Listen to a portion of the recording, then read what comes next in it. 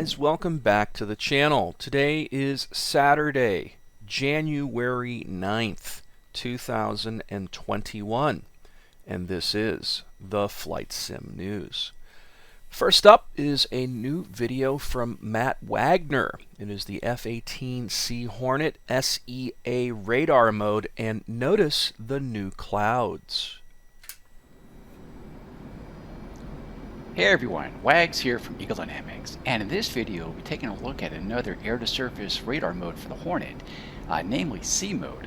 And as you might have guessed, this is used to detect and track seaborne targets. So let's take a look.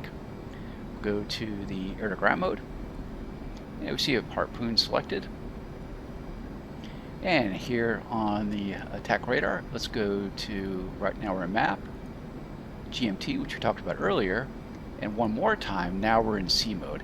And this is going to look very familiar to GMT mode. So again, we're going to have a range scale, but the big difference here than GMT, we can all go all the way out to 80 miles in this case. And we can see we have 3 ships ahead of us here. Again, we can adjust the azimuth, more narrow the azimuth, the faster the updates. Again, we'll keep it at 45. And also, again, just like... I don't know about you, but all I really care about is those clouds, right? That looks pretty freaking awesome. This video is about 2 minutes and 25 seconds long. I'll throw a link to this in the video description as usual, so you can check it out for yourself. Next up is another video from Matt Wagner. This time out it's the A-18C Hornet Defensive Systems Update. Once again, notice those awesome clouds.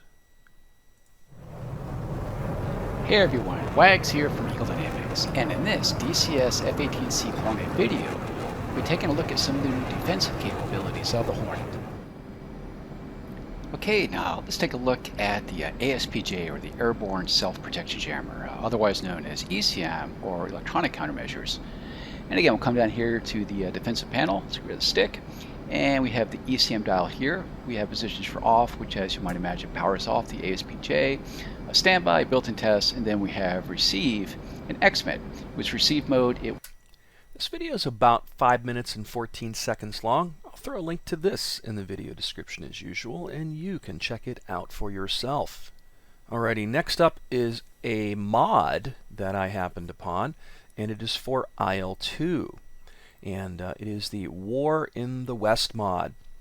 It is an enhancement conversion project that aims to bring more historical realism, diversity, squadron mission sets, liveries, new squadrons, custom and graphical asset overhauls, and many other features I feel are lacking in the current Bodenplant dynamic campaign. Be advised, however, this mod is still in development and subject to change. Content and patches will be provided on a regular basis, and said updates could break your dynamic campaign regardless of whether you're playing as one of the custom squadrons or not. While this version does contain over 80 liveries, it is by no means finished. There are still numerous USAAF textures to complete, which will be added down the road. And the feature list: custom loading screens, graphical assets, logos, and more. Custom pilot bio for the American players.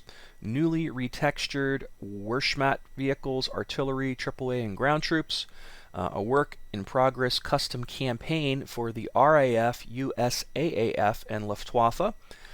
5 custom historical squadrons not currently available in the Battle of Bodenplatte campaign. Historical uniform additions and tweaks for the RAF, USAAF, and Luftwaffe pilots.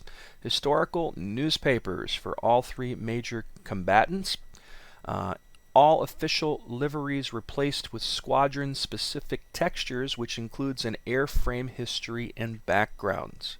A list of current custom squadrons, a list of current custom liveries. It's a free download, so I'll post a link to this in the video description as usual, and you can check it out for yourself. Next up is something I happened to find over at PC Gamer. And it goes on to say Microsoft Flight Simulator is too slow to keep up with this third-party F-15 add-on. Iconic fighter developed by DC Designs will be restricted by the game's flight model, which tops out at Mach 1. And it goes on to say that the package will include the F-15C, D, and E variants, all accurately rendered, although as ObsidianAnt noted in the preview video, they're not intended to be high fidelity study level simulations. Instead, the overarching goal here is to digital pilots the chance to have some fun with a screaming machine that can do things no other plane in the same game is capable of in a vast and highly detailed world that no other flight sim can match. The DLC will also include a full operations manual, paint kit, and 8 liveries. And there's a list of the liveries there. And it goes on to say the package will be available through Just Flight for $37. That is for Flight Sim 2020. If you own any of the legacy platforms, such as Simulator X or Prepare 3D, you can get it for $13.50.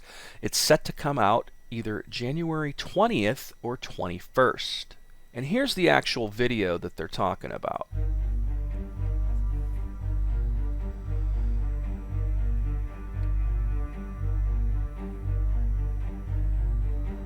The F-15, one of the most iconic and recognisable jet fighters in the world, is very shortly about to be a part of Microsoft Flight Simulator via a third-party add-on from plane developers DC Designs.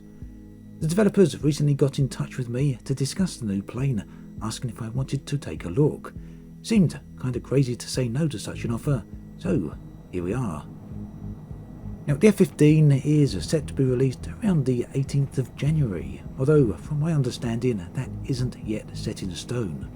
The package will contain 4 variants of the fighter, the F-15C, D, E and I. So as I'm talking now, we can see the F-15 in action. I spent a bit of time flying over the Lake District here in England, which just so happens to be one of my favourite places in the world. Stunning hill. Now, some of you may be wondering, why fly a jet fighter in Microsoft Flight Simulator when a game like DC World is available? Well, the answer to that is extremely simple. DC World, whilst offering a great simulation, just doesn't have the same type of planet or world that Microsoft Flight Simulator has. Additionally, for me, this is all about fun, so getting in a plane that is as great detailed as this and also offers such high-level functionality. This video is about 5 minutes and 20 seconds long. I'll throw a link to this to ObsidianAnt's video in the video description as usual, and you can head on over there and check it out for yourself. Alright, last but certainly not least is the biggest news of the past few days is the Eagle Dynamics guys have posted their weekly newsletter, and it really includes a bunch of the smaller news pieces that they were putting together over the last few days into one. I think some of the biggest things is the roadmap that they're talking about and what's going to happen. So let's scroll on down and take a look. The roadmap begins with the F-18C Hornet. Basically, they said they're finalizing this fantastic module. Is our top priority and goal is to have the project out of early access by the end of the first quarter. In January, they're going to be adding new functions for expendable countermeasures, electronic attack, radar jamming effects, SEA and ground moving target radar modes, designated target sharing, the fuel page, BIT, BDU-45 and BDU-45B practice bombs. Following these items, principal items remain include the ATFLIR targeting pod, AGM-88C harm pre-briefed mode, AGM-84K slammer coupled autopilot modes. Once out of early access, the Hornet support will continue with the addition of the AIM-7P, ACLS mode, wide ACM mode, and data transfer cartridge functions. Thereafter, we will be maintaining and polishing this module on the ongoing basis. Basically, that means it's going to be out of early access, but still not necessarily done yet. But I think we had went over this whenever the Harrier and Razbam had said that they were bringing the Harrier out of early access mode, and everybody lost their freaking minds and said, oh my god, how can you do that? It's not done. Well, keep in mind that, the way these guys develop things is just a little bit different, and sometimes it takes a little bit of explaining to what these different modes of development mean. Early access just means it's in early access and anything goes. Out of early access means they think the feature list that they had put together and promised would be done, and then everything after that is icing on the cake, I guess. F-15C Viper. Once the Hornet's out of access, some of the developers will be allocated to the Viper team in order to enhance their capabilities.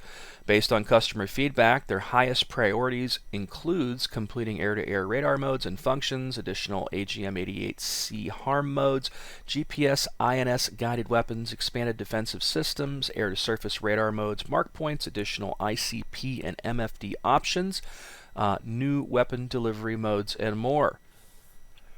So it sounds like the Viper is going to be around a bit longer in early access. The A-18C tank killer.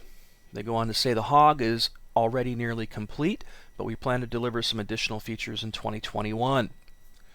Super Carrier. Most of our effort on Super Carrier has been focused on creating the 3D environments for the Ready Room, Air Boss Station, and Hangar Deck. Other tasks for 2021 include plane directors to marshal aircraft to the catapults and off the landing area, the Burble Deck crew light wands for night operations, unique radio channels for different controllers, and manual LSO control.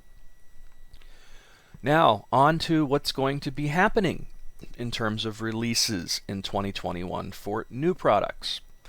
Our first new product of 2021 will be the impressive Mosquito. This will be our first multi-engine, multi-crew World War II aircraft for DCS World, and it will mark an important capability for future projects. The Mosquito is planned to be released into early access by the end of the first quarter of 2021.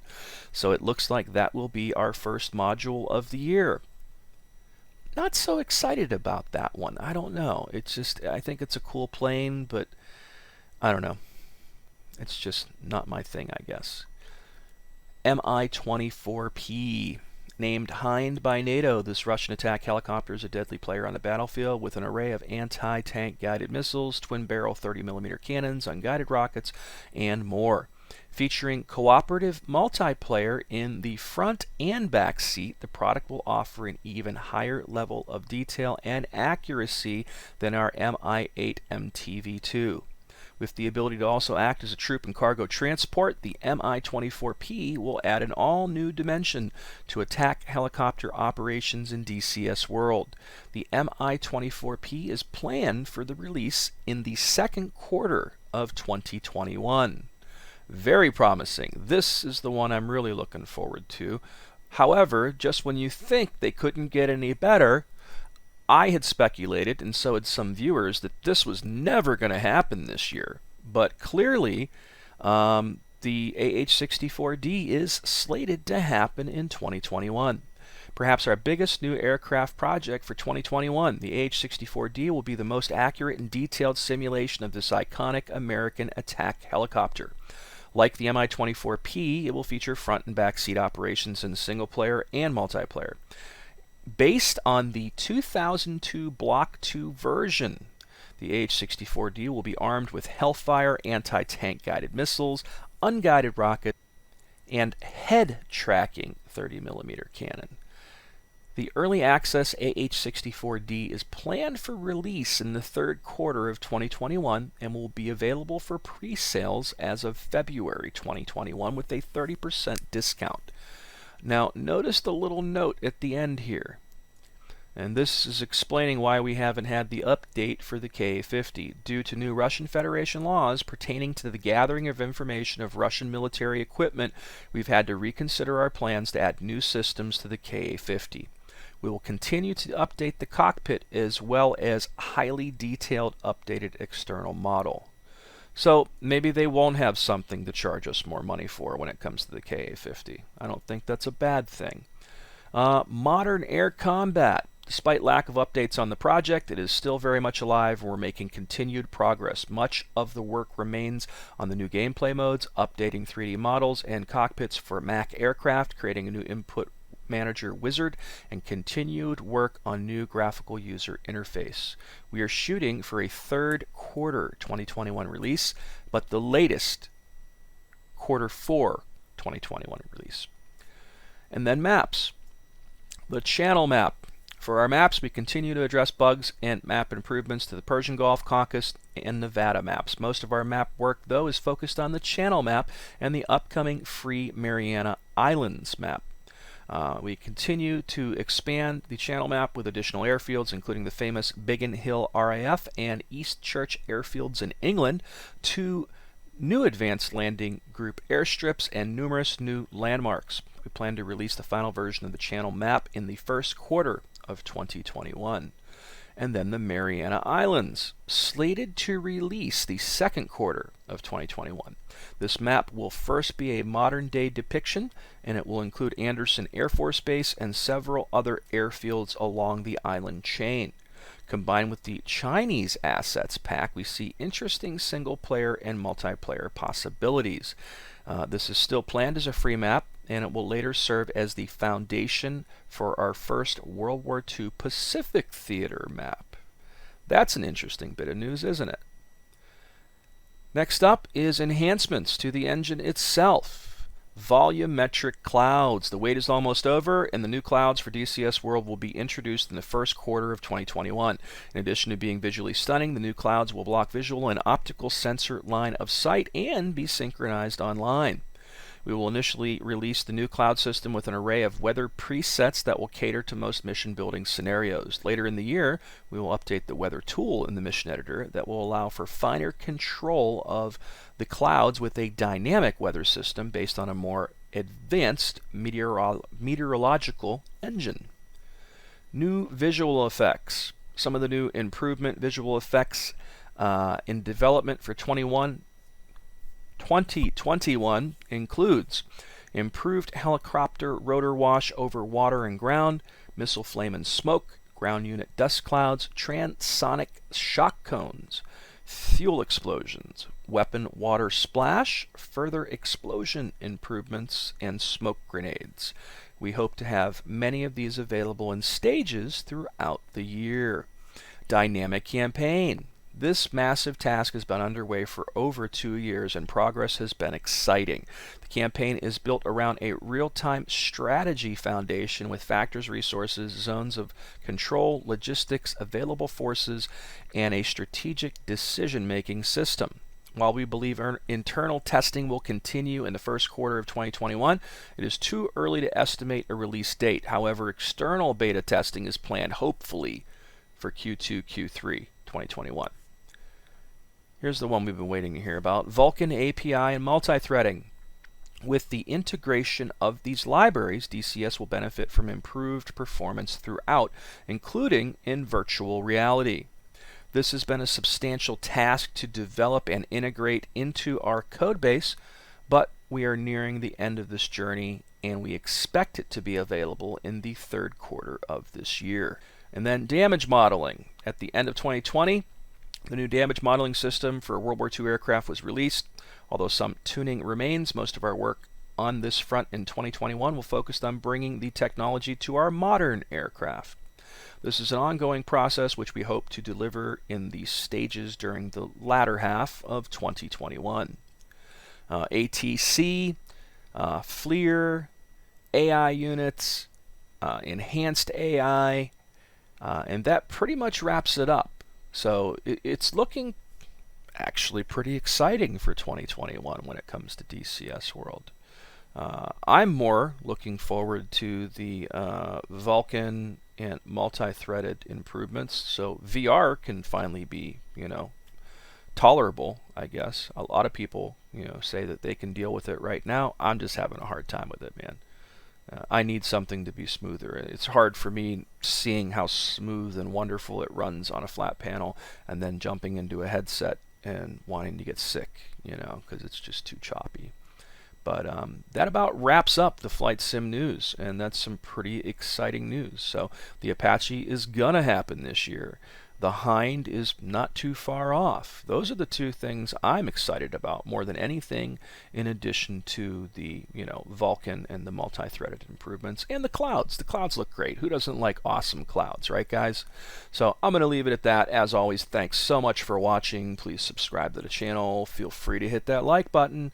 And until next time, guys.